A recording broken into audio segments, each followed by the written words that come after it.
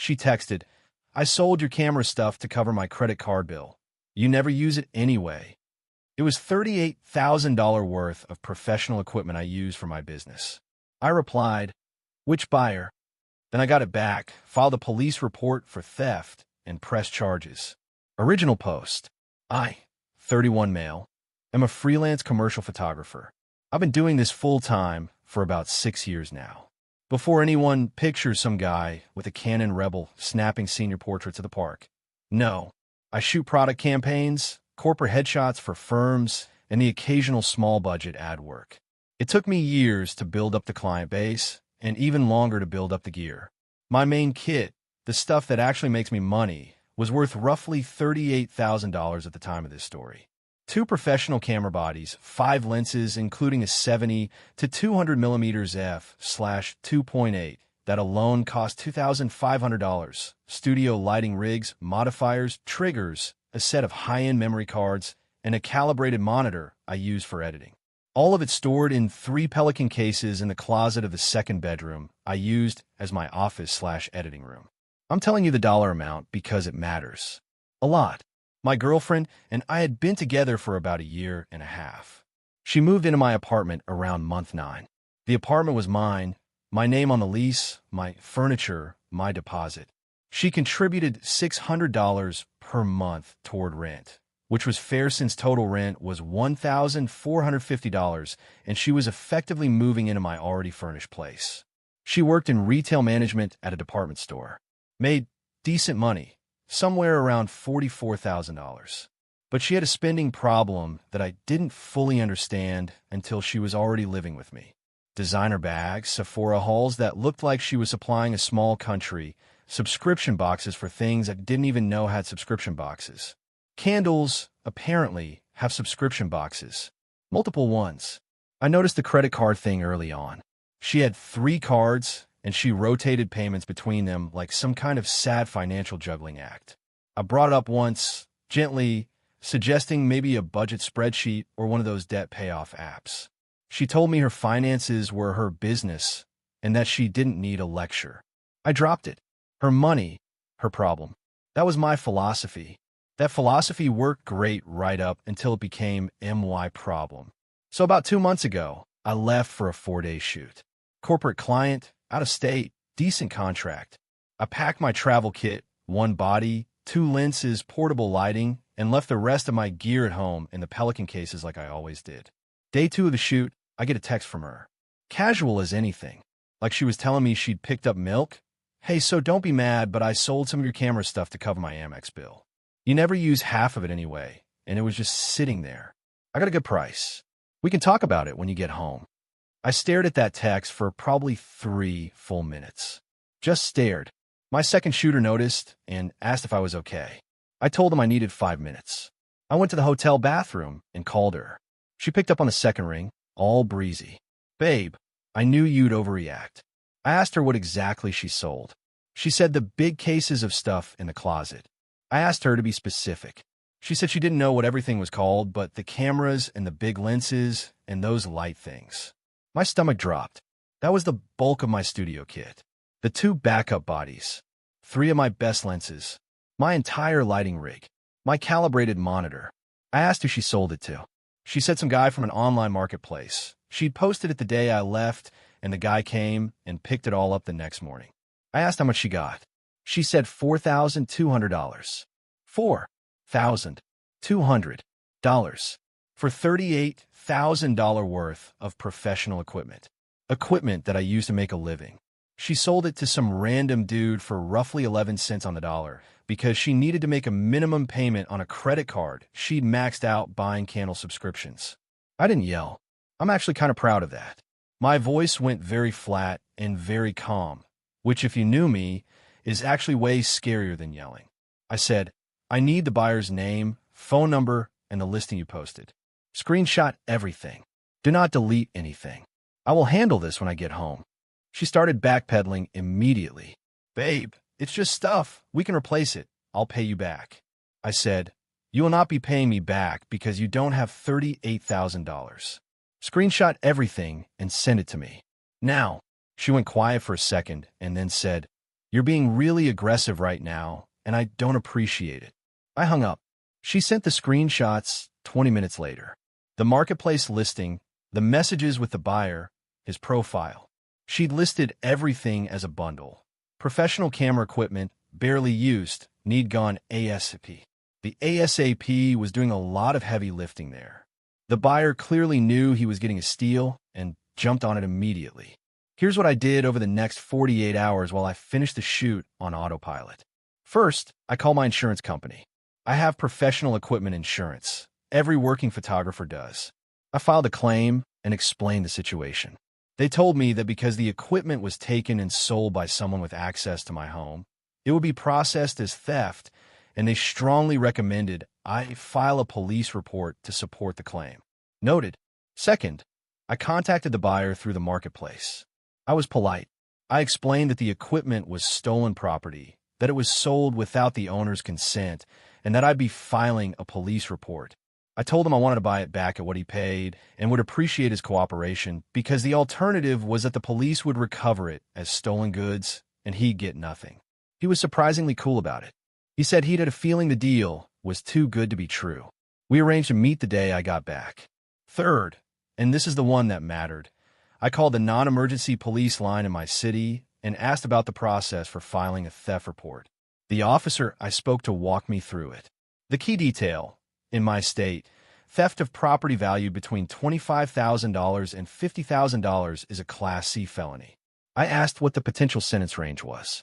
He said up to 10 years, though realistically, for a first offense, it would likely be much less. But it would be a felony charge. A felony. On a record. Forever. I didn't feel good about that. I need to be honest here.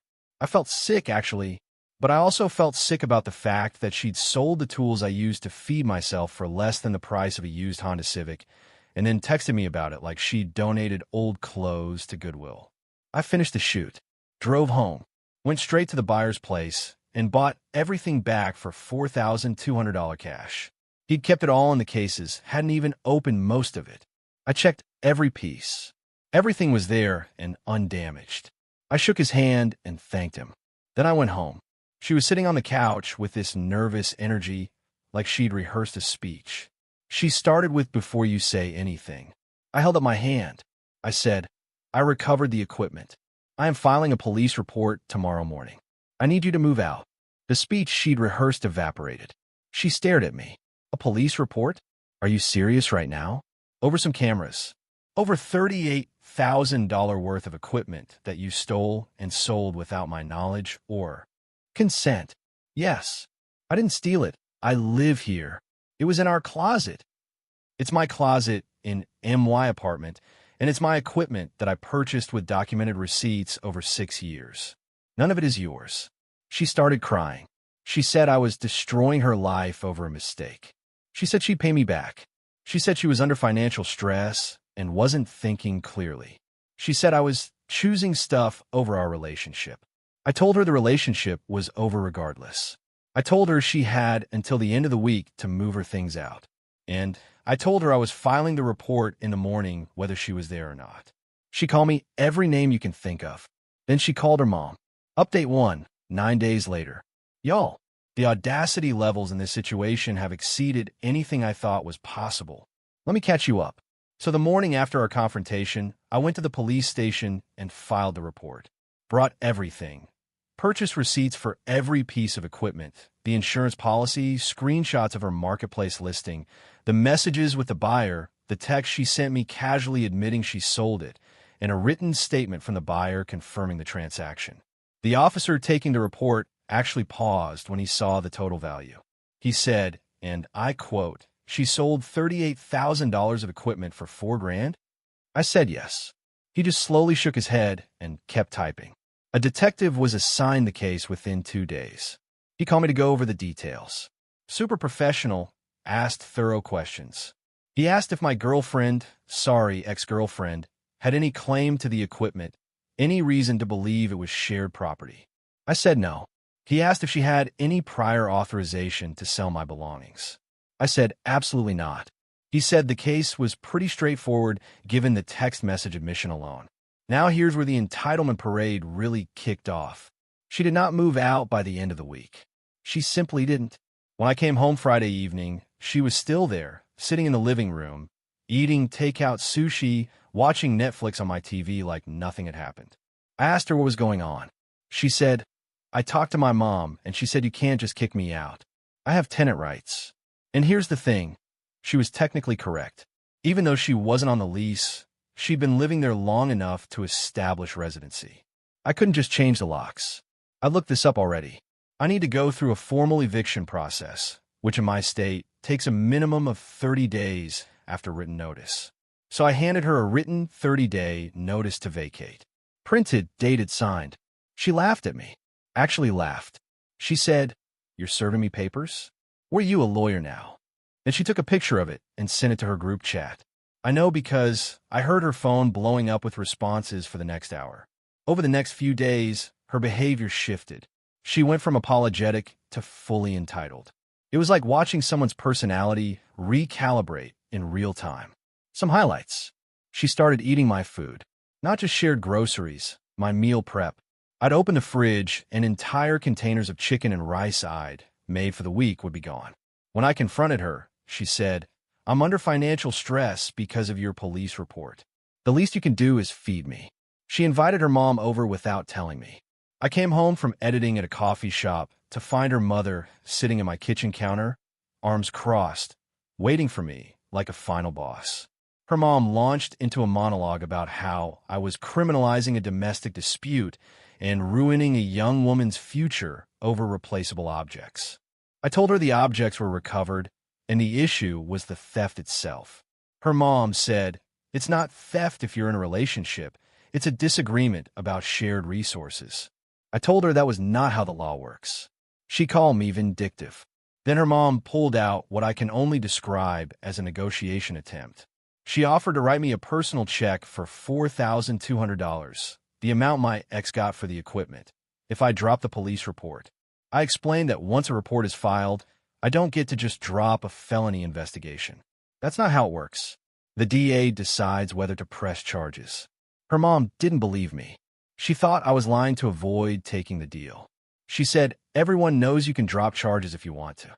I told her she was welcome to call the police department and ask them herself. She did not do that. Day 12 was when the detective called my ex in for questioning. I wasn't there obviously, but the detective followed up with me afterward. He said he'd explain the charges she was facing. Class C felony, potential sentence of up to 10 years, mandatory felony record. He said she became very emotional, and her demeanor changed significantly when she realized this wasn't a civil matter. Her mom called me that night. Different tone this time. Way different. She wasn't lecturing anymore. She was pleading. She said her daughter made a terrible mistake and that a felony would follow her forever. She asked if there was anything I could do. I told her, again, that the decision was out of my hands now. The DA's office would review the case and decide. Then her mom said something that genuinely made my jaw drop. She said, "Well, if you hadn't left your things lying around where she could access them, this never would have happened."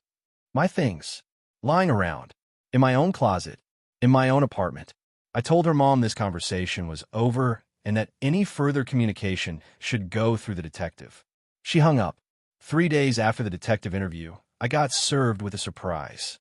My ex had gone to legal aid and filed for a temporary protective order against me. The claim? Emotional abuse and coercive control via the police report and eviction notice. She was arguing that I was using the legal system to harass and control her. My stomach dropped when I saw the paperwork. This is the part they don't tell you about, guys. When someone files one of those, it gets taken seriously by default. The hearing was set for 2 weeks out. In the meantime, the order wasn't granted. The judge reviewed the initial filing and denied the emergency/temporary order because there was no allegation of physical violence or imminent threat. But the hearing was still happening. I immediately called a lawyer. Cost me $3,500 retainer just to walk in the door. That hurt. But I brought him everything, the entire paper trail. He reviewed it in about 20 minutes and said, "This is going to be dismissed, but you need to show up and you need me there." So yeah, I was now spending money on a lawyer because my ex stole my property, got caught, and decided the best defense was to claim I was abusing her by reporting the crime. The math on this was starting to make me furious. But here's what gave me some peace of mind. The detective told me, off the record, that the DA was very likely to file charges. The evidence was overwhelming. She'd literally texted me a confession. The marketplace listing was in her name. The buyer had given a statement. My equipment receipts and insurance documentation were ironclad. He said the protective order filing actually didn't look great for her because it appeared retaliatory. Follower count on her entitlement? Off the charts. But the legal system was about to do its thing. Update 2. 16 days later. This is the last update. It's been a ride, and I need to be done talking about this publicly for legal reasons my attorney has strongly recommended I respect. But I owe y'all an ending. The protective order hearing came first. My attorney showed up with a file that was, no exaggeration, about 2 inches thick. Printed timeline. Every text message. Every screenshot. The police report. The detective's notes. My lease showing I was the sole tenant. Receipts for the equipment. Her marketplace listing. The buyer's statement. Her mother's Venmo of the $4,200 she tried to send me as a settlement after the police report was filed, which my attorney pointed out could be interpreted as consciousness of guilt. Wait, I didn't mention the Venmo? Yeah. After the phone call where I told her mom to stop contacting me, her mom sent $4,200 to my Venmo with the note, full restitution for the misunderstanding. I declined it immediately on my lawyer's advice. He said accepting money could complicate the criminal case. But the fact that it existed with that note was useful. Her legal aid attorney argued that the police report and eviction were part of a pattern of coercive control. My attorney presented the actual pattern.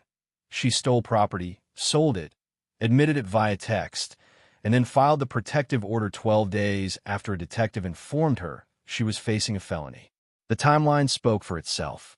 The judge dismissed the protective order. Not just denied, dismissed.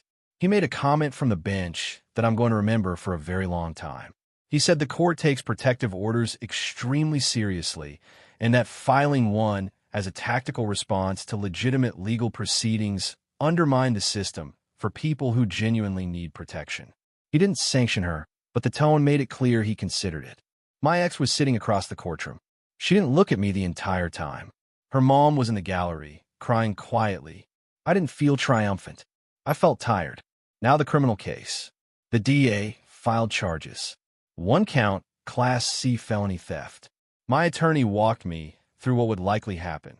The DA would offer a plea deal before it ever went to trial because the evidence was so clear-cut and trials are expensive. He was right. About a week after the protective order was dismissed, my ex's public defender reached out to my attorney asking if I'd be willing to provide a victim impact statement supporting leniency. My attorney asked me what I wanted to do. I thought about it for 2 days. This is the part where I have to be real with you all. A felony conviction would wreck her life. Career-wise, housing-wise, everything. She wouldn't be able to work in retail management. Most companies run background checks. She'd have trouble renting apartments. It would follow her for years, possibly forever, depending on the state's expungement laws. And despite everything, the theft, the entitlement, the protective order stunt, her mother's insanity, she was still someone I'd shared 1.5 years of my life with. Someone I'd cared about. But then I thought about what she'd actually done. She didn't make a mistake. She waited until I was out of town. She listed the equipment the same day I left. She had a buyer lined up within hours. She negotiated a price. She let a stranger into my apartment to take my property. She cashed the payment, and then she texted me about it like she'd rearranged the furniture. That's not a mistake. That's a plan. And when she got caught, she didn't take responsibility. She claimed tenant rights. She ate my food. She sent her mother to negotiate. She filed a retaliatory protective order, trying to paint me as the abuser. At every single step, she chose escalation over accountability. I told my attorney I would not provide a statement supporting leniency. I wouldn't provide a statement at all. I let the legal system do whatever the legal system does. The plea deal came through about a week later. Her public defender negotiated it down. She pled guilty to a reduced charge, Class D felony, which in my state carries up to 5 years. Her actual sentence: 3 years of probation, mandatory restitution of $4,200, the amount she received from the sale, since I'd already recovered the equipment, 200 hours of community service, and a felony on her record. A felony on her record. She could potentially apply for expungement after completing probation. My attorney said that was typical for first offenses, but until then, and possibly after depending on the judge, it's there. Her mom sent me one final message after the sentencing. It wasn't angry this time. It was just sad. She said, "I hope this was worth it to you. You've taken her future." I didn't respond, but I'll say here what I would have said to her if I was a less careful person. I didn't take anything. Her daughter took something, and then she spent 6 weeks doubling and tripling down instead of ever. Once just saying, "I was wrong and I'm sorry, and I'll accept whatever comes." That's it. That's what kills me about the whole thing. At any point, if she'd shown genuine accountability, I might have handled it differently. If she'd said, "I messed up, this is indefensible. What can I do to make it right?" on that very first phone call, I honestly don't know if I would have filed a report. Maybe I would have. Maybe not. I'll never know because she never gave me that option.